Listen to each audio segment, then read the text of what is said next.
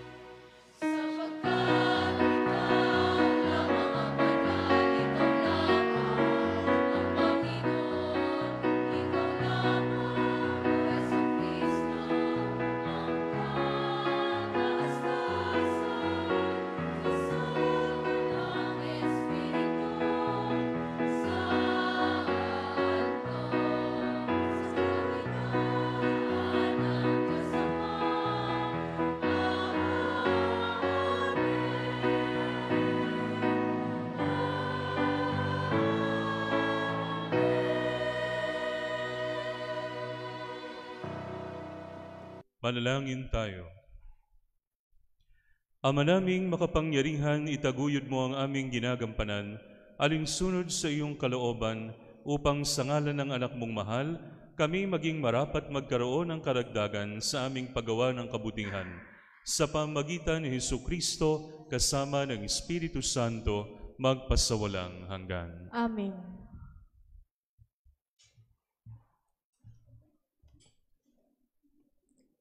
Ang salita ng Diyos mula sa aklat ni Nehemias. Noong mga araw na iyon, kinuha ni Ezra na saserdote ang aklat ng kautusan. Dinala niya ito sa kapuluang binubuo ng mga lalaki, babae at mga batang may sapat ng gulang at pangunawa. Mula sa umaga hanggang tanghali, binasa niya ang kautusan sa harapan ng mga taong natitipon sa liwasang bayan. Ang lahat naman ay nakinig na mabuti. Si Ezra ay nakatayo sa isang entabladong kahoy na sadyang itinayo sa pagkakataong iyon. Siya ay nakikita ng lahat sapagkat mataas ang kanyang kinatatayuan. Ang lahat ay tumayo nang buksan niya ang aklat. Purihin ang Panginoon, ang dakilang Diyos, ang wika niya. Ang lahat ay nagtaas ng kanilang mga kamay at sumagot, Amen, Amen.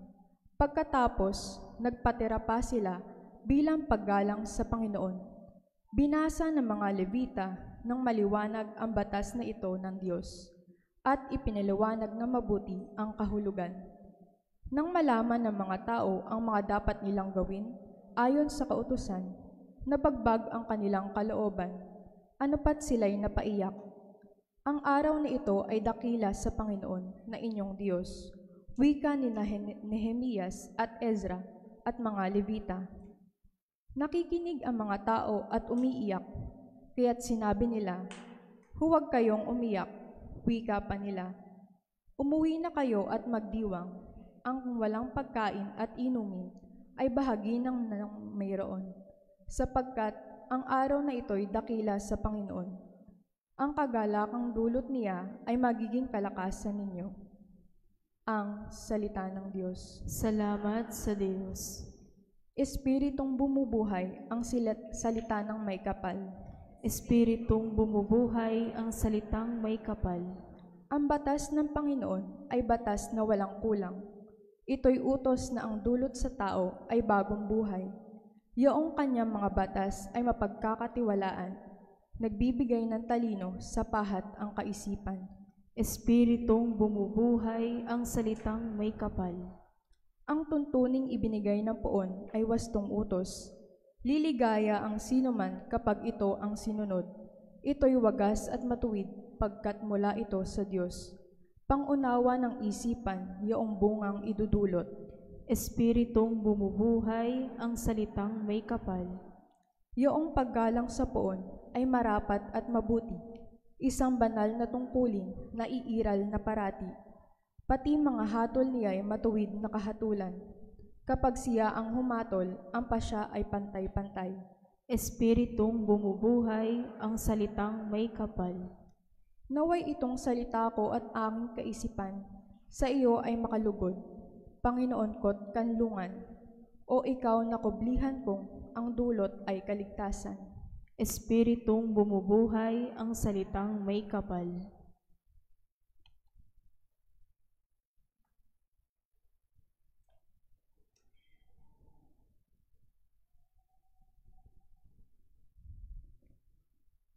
Ang salita ng Diyos mula sa unang sulat ni Apostol San Pablo sa mga taga-Korinto.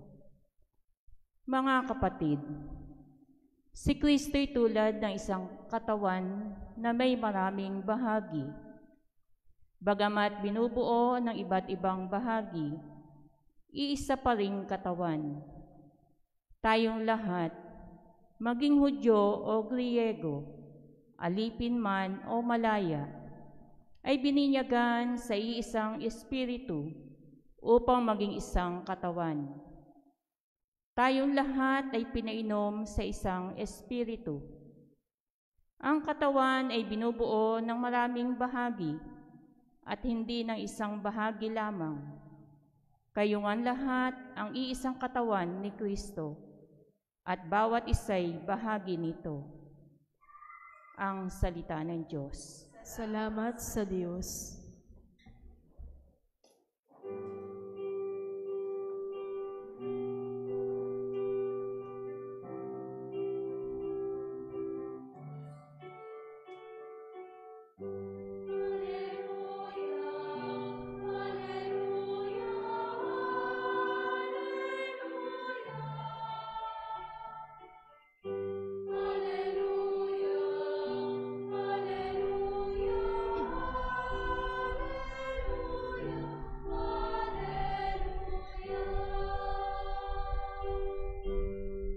Ikaw, Kristo, ay sinugo upang sa dukhay magturo, magpalaya sa bilanggo.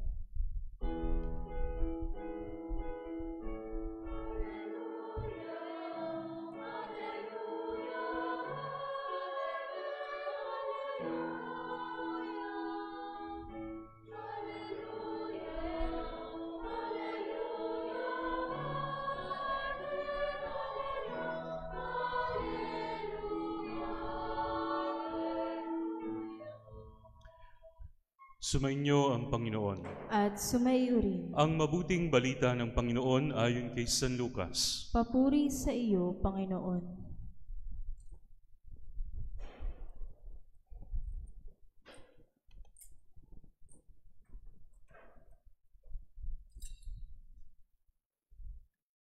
Kagalang-galang na Teofilo, marami na po ang nagsikap na sumulat tungkol sa mga bagay na naganap sa gitna namin. Ang kanilang sinulat ay ayon sa sinabi sa amin ng mga nakasaksi nito buhat sa pasimula at nangaral ng salita. Matapos na ako'y makapagsuri ng buong ingat tungkol sa lahat ng bagay na ito buhat pa sa pasimula, minabuti ko pong sumulat ng isang maayos na salaysay para sa inyo upang lubusan ninyong matiyak ang katotohanan ng mga bagay na itinuro sa inyo. Noong panahong iyon, bumalik si Jesus sa Galilea at sumasa kanya ang kapangyarihan ng Espiritu Santo. Kumalat sa palibot na lupain ang balita tungkol sa kanya. Nagturo siya sa kanilang mga sinagoga at dinakila siya ng lahat. Umuwi si Jesus sa Nazaret na kanyang nilakhan. Gaya ng kanyang kinagawian, pumasok siya sa sinagoga ng araw ng pamamahinga. Tumindig siya upang bumasa at ibinigay sa kanya ang aklat ni Propeta Isaías. Binuksan niya ang aklat sa dakong kinasusulatan ng ganito, "Sumasa akin ang Espiritu ng Panginoon, sapagat hinirang niya ako upang ipangaral sa mga dukha ang mabuting balita. Sinugo niya ako upang ipahayag sa mga bihag na sila'y lalaya at sa mga bulag na sila'y makakikita, upang bigyang kaluwagan ang mga sinisiil at ipahayag ang pagliligtas sa gagawin ng Panginoon." Binilumbon niya ang kasulatan at matapos isauli sa tagapaglingkod, siya'y naupo. Nakatitig sa kanya ang lahat ng nasa sinagoga at sinabi niya sa kanila, "Natupad ngayon ang bahaging ito ng kasulatan samantalang nakikinig kayo." Ang mabuting balita ng Panginoon. Pinupuri ka namin, Panginoong Hesukristo. Sa ngalan ng Ama, ng Anak at ng Espiritu Santo. Amen. Magandang gabi po sa inyong lahat. Mga kapatid, nung kami po ay ordinahang pari, ipinaalala sa amin ang nakasulat sa batas ng simbahan o canon law. Ang sabi po roon, mga kapatid, kami pong mga pari ay required mag-sermon once a week. Requirement yon.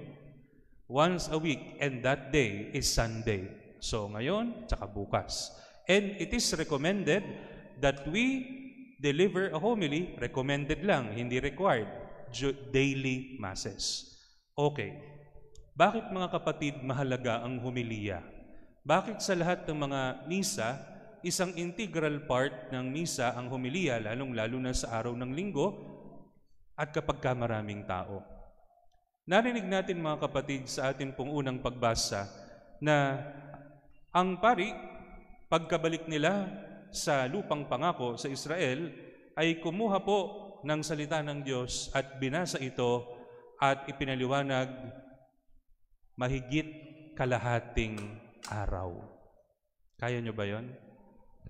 Magsesermon kalahating araw. O kung ngayon natin ginawa, iiwan nyo, maglalabasan na lahat. Kunwari, iihi, pero umuwi na. Mga kapatid, ang sermon ay mahalaga. Nowadays, it is the determining factor kung magsisimba ang mga tao o hindi. Amen ba? Tama ba? Mali?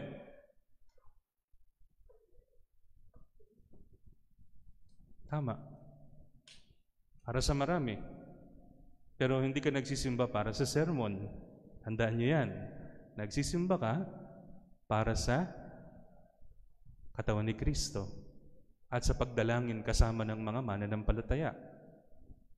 But nowadays, it is a determining factor kung bakit marami ang tao sa simbahan o hindi. O kung bakit dinudumog ang isang pari at yung isa iniiwan. It is the reality. Mahalaga ang salita ng Diyos. Bakit po mga kapatid? Because from the homilies and the sermons of priests, we get our spiritual nourishment. Mga kapatid, ang pagpapahayag ng salita ng Diyos ay bahagi ng ating pananampalataya bilang mga Katoliko. Pagpapahayag at pagpapaliwanag. Bakit po mahalaga ito mga kapatid? Sapagkat sa bawat yugto ng kasaysayan, in every age and in every epoch, iba't iba yung uso. Iba't iba yung mga pinaniniwalaan ng mga tao. Iba't iba yung kanilang naririnig. At marami dito ay hindi na ayon sa pananampalataya nating Kristiyano. Kaya po ang mga homilya ay mahalaga para igiya tayo sa tamang direksyon at marating natin yung dapat nating puntahan. Saan ba tayo dapat pupunta? Doon, di ba? Saan ba yun? Sa Kisame? Hindi. Saan yung ba gustong mapunta? O si Tata Celso lang mapupunta sa langit, kayong lahat. Doon tayo mapupunta. Lahat. Doon dapat. At yung mga homilya ay nakakatulong para itama yung ating mga gawi, para igiya tayo doon sa dapat nating puntahan. Kaya po mahalaga ang mga sermon. Buksan nyo ang social media mga kapatid. Hindi lahat ng nandyan totoo. Hindi lahat ng pinopost totoo. Pwedeng ang mga post ay mali ang intindi natin. Pwedeng ang mga pinapakitang bagay ay hindi naman naaayon sa katotohanan. At marami dyan mga kapatid, ang tungkol sa ating pananampalataya at pagkilos bilang mga Katoliko. Kaya maaari nating tanungin, ano ba ang tama at mali? Ano ba ang dapat kong paniniwalaan? Ano ba ang dapat kong sundan? Makinig tayo sa pagpapaliwanag ng salita ng Diyos. Kaya ito mahalaga. Kaya ang sermon hindi tinutulugan.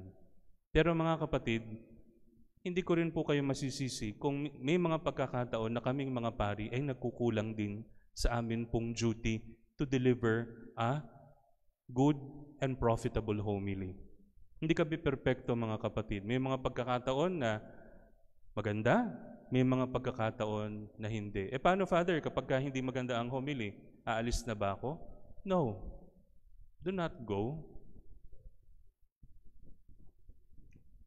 Kaya kinakailangang attentive tayo para mahugot natin kung ano yung tama.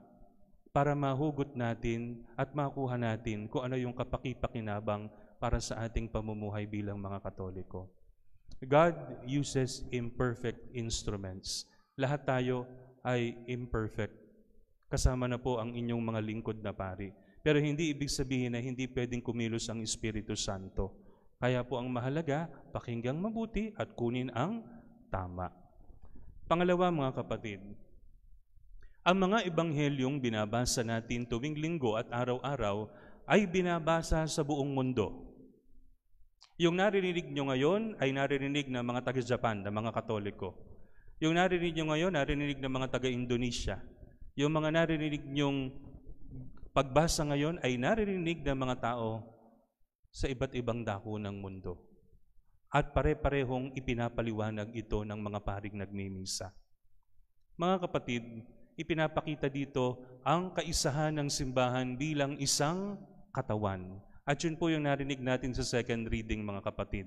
Tayo inihambing ni San Pablo sa isang katawan na maraming bahagi. May mga bahagi na may mga tenga, may mga mata, may bibig, may iba't ibang bahagi. Pero kamukha ng lahat ng bahagi ng katawan natin na kumukuha ng nourishment sa pagkain kinakain natin. Ganon din naman mga kapatid, tayong iba't ibang naririto. Wala pong pare-parehong taong narito. Iba-iba ang sitwasyon ninyo, iba-iba ang problema ninyo, iba't iba ang karanasan ninyo. Lahat tayo ay nakaka-benefit sa pagpapaliwanag ng salita ng Diyos.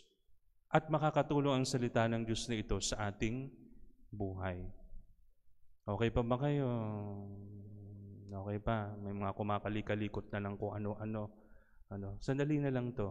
No, hindi naman ako matagal mag-sermon, 15 minutes lang naman. Ano? At pagtsagaan nyo na po ang inyong lingkod. Okay?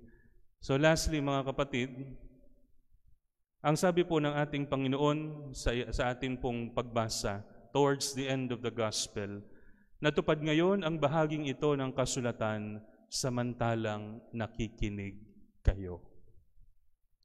Ang salita ng Diyos na ating ipinapahayag at ating napakikinggan ay hindi dapat lamang matapos dito sa tenga natin dito, lalabas sa kabila. Hindi lang ito nakakulong sa 4 na pader ng simbahang ito. Hindi lang ito mananatili pagpasok natin, paglabas wala na. It must affect our life and it must be fulfilled in our actions. Father, it is easier said than done. Totoo naman. Pero mga kapatid, doon pumapasok yung effort natin.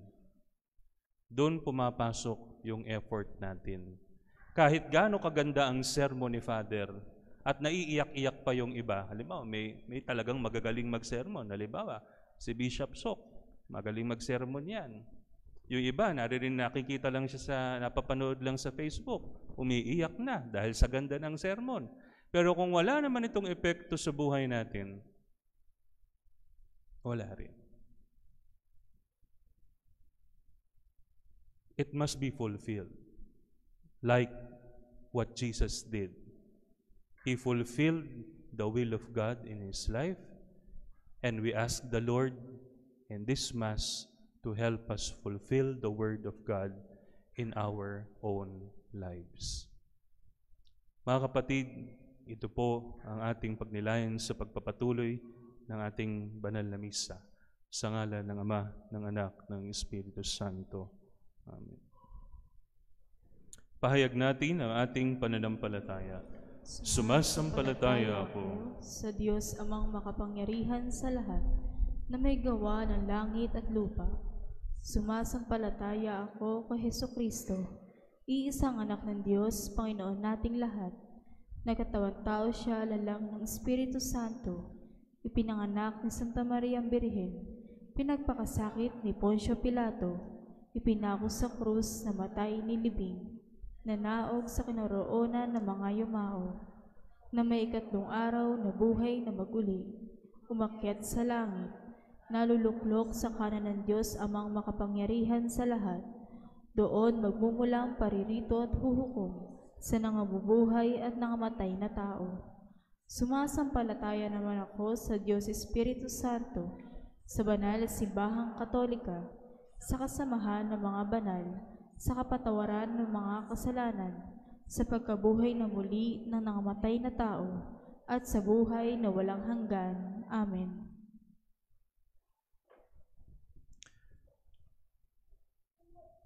Bunsod ng salita ng Diyos, buong pagtitiwala nating hiligin sa Ama, Panginoon, dinggin mo ang aming panalangin. Panginoon, dinggin mo ang aming panalangin.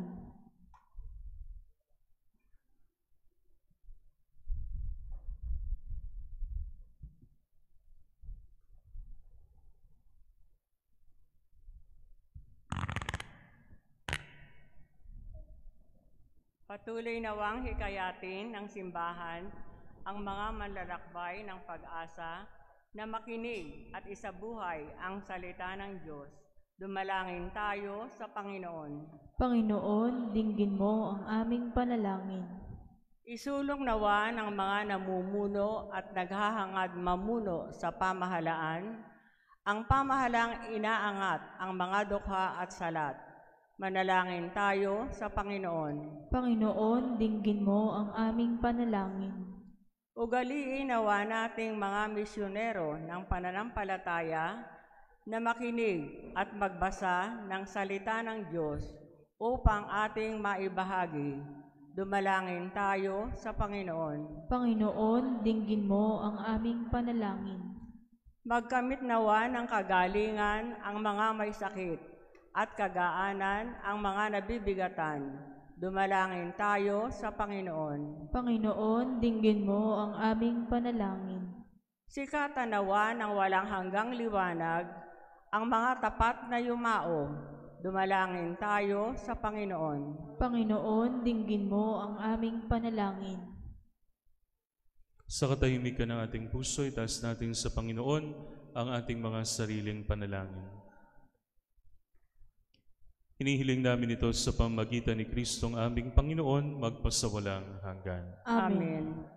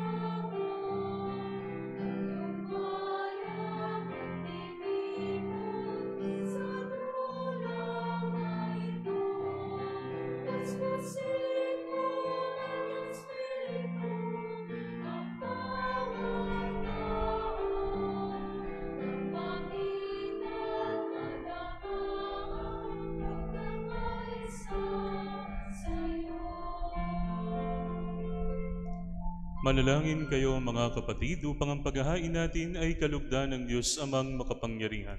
Tanggapin nawa ng Panginoon itong paghahain sa iyong mga kamay, sa kapurihan niya at karangalan, sa ating kapakinabangan at sa buong sambayanan niyang banal. Ama naming lumikha, tanggapin mong malugod ang aming mga handog. Ngayong ang kabanalan na iyong dulot, kaming sumasamo sa iyo't lumuluhog upang ang kaligtasang iyong ipinagkaloob. Sa pamamagitan ni Jesucristo kasama ng Espiritu Santo magpasawalang hanggan. Amen. Sumainyo ang Panginoon. At sumaiyo rin. Itaas sa Diyos ang inyong puso at diwa. Itinaasa namin sa Panginoon. Pasalamatan natin ang Panginoong ating Diyos. Marapat na siya ay pasalamatan. Ama naming makapangyarihan, tunay ngang marapat na ikaw ay aming pasalamatan sa pamamagitan ni Jesucristo na aming Panginoon. Sa dakilang pagdubos niya sa amin ang kasalanan at kamatayang aming pasanin, ay binalikat niya upang kami palayain at maitampok sa iyong luningning. Siyang nagtanghal sa amin bilang liping hinirang, pari at haring lingkod sa iyong kamahalan. Mula sa kadiliman kami iyong tinawag upang makasapit sa iyong liwanag, bilang iyong angkang may tungkuling maglahad ng iyong dakilang pag-ibig sa lahat. Kaya kaisa ng mga anghel na nagsisiawit ng papuri sa iyo nang walang humpay sa kalangitan, kami nagbubunyi sa iyong kadakilaan.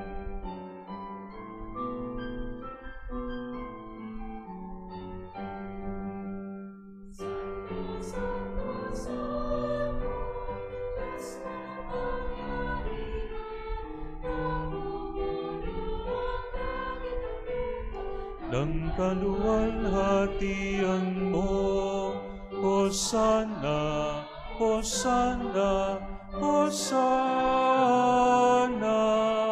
Hosanna, Hosanna, sa kaitaasan.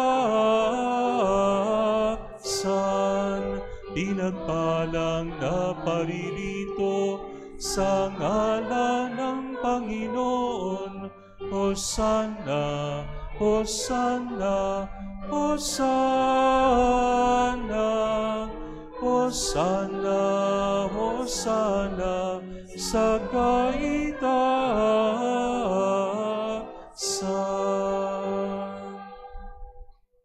Ama naming banal, ikaw ang bukal ng tanang kabanalan, kaya't sa pamamagitan ng iyong Espiritu, gawin mong banal ang mga kaloob na ito, upang para sa aming maging katawan at dugo ng aming Panginoong Hesukristo. Bago niya pinagtiis ang kusang loob na maging handog, hinawakan niya ang tinapay, pinasalamatan kanya, pinaghati-hati niya iyon. Iniabot sa kanyang mga alagad at sinabi, "Tanggapin ninyong lahat ito at kanin. Ito ang aking katawan na ihahandog para sa inyo."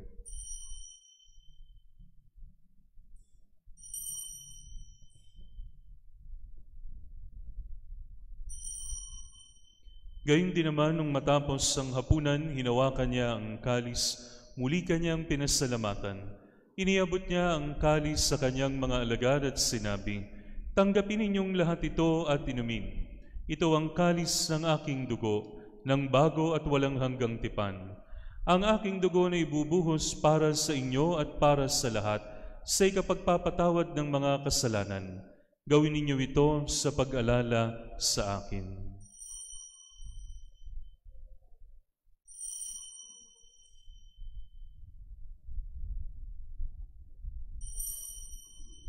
Ipagbunyi natin ang misteryo ng pananampalataya.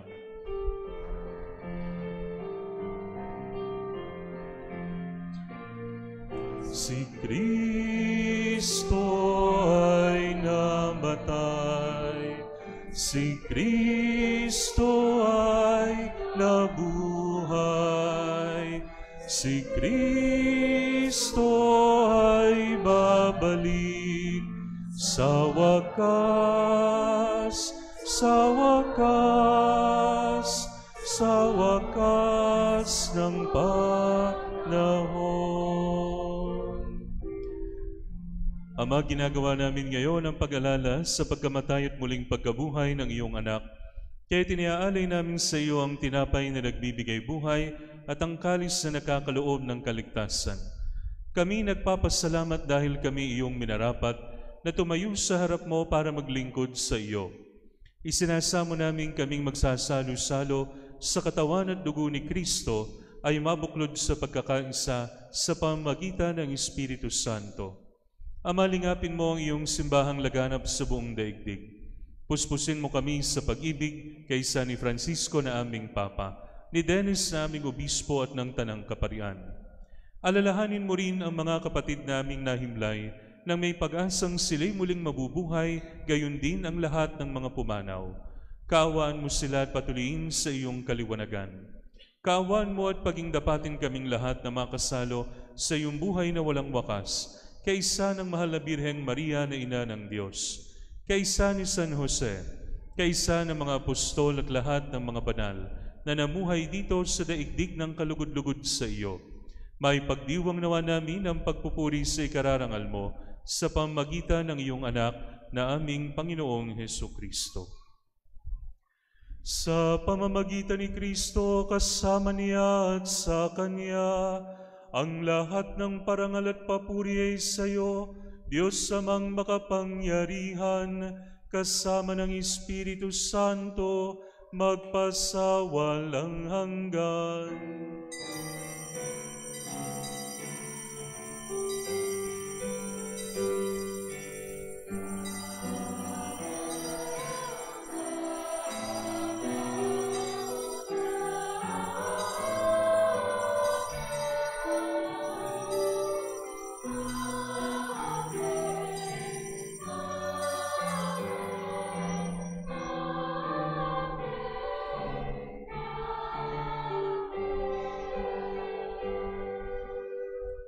Sa tagubili ng mga nakagagaling na utos sa turo ni Jesus na Panginoon natin at Diyos, ipahayag natin ng lakas loob. Ama namin, sumasalangit ka, sambahin ang ngalan mo, mapasa amin ang kaharian mo, sundin ang loob mo dito sa lupa para nang sa langit.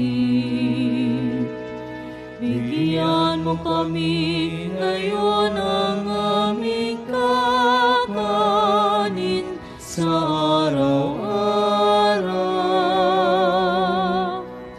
at patawarin mo kami sa aming mga sala para ng pagpapatawad namin sa nagkakasala sa amin, at huwag mo kaming ipahintulot sa tukso, at iadya mo kami sa lahat ng masama. Hinihiling namin kami iadya sa lahat ng masama, pagkalooban ng kapayapaan araw-araw, iligtas sa kasalanan at ilayo sa lahat ng kapahamakan, samantalang aming pinananabikan ang dakilang araw ng pagpapahayag ng tagapagligtas naming si Jesucristo.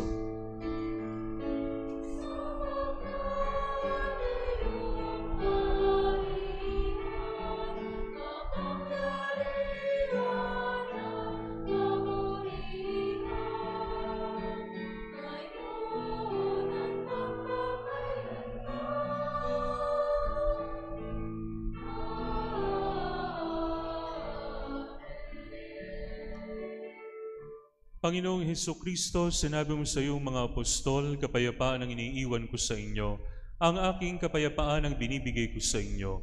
Tunghayan mo ang aming pananampalataya at huwag ang aming mga pagkakasala.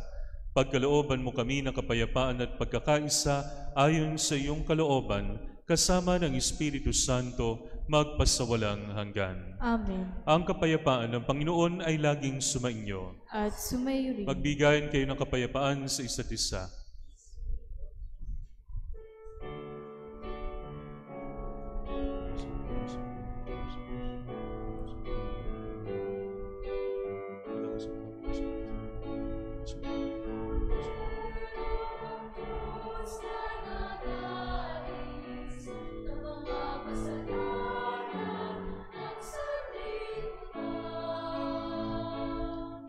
Maawa ka sa amin, Kordero ng Diyos na nag-aalis ng mga kasalanan ng sanlibutan.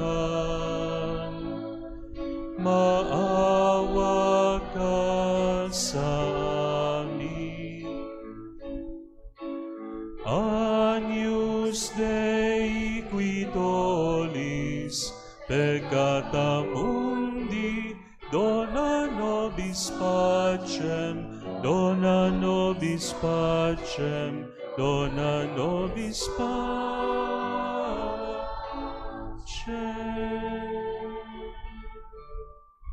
Ito ang kordero ng Diyos, ito ang Ito ang nag-aalis sa mga kasalanan ng sanlibutan.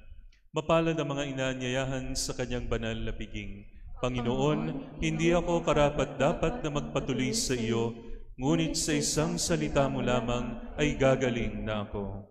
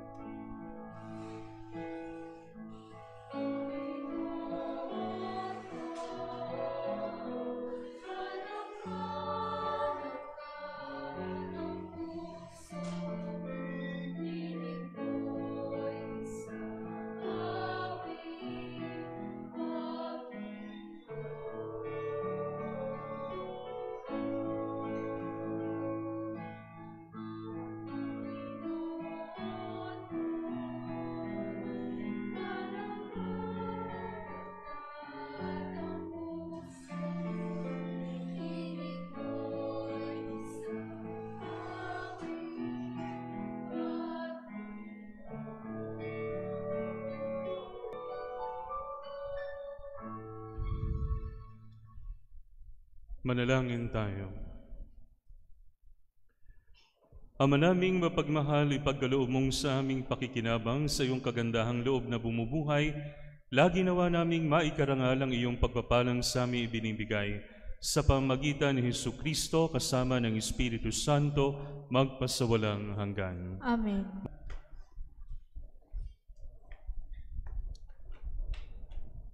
Huwag po muna aalis ang choir after the Mass.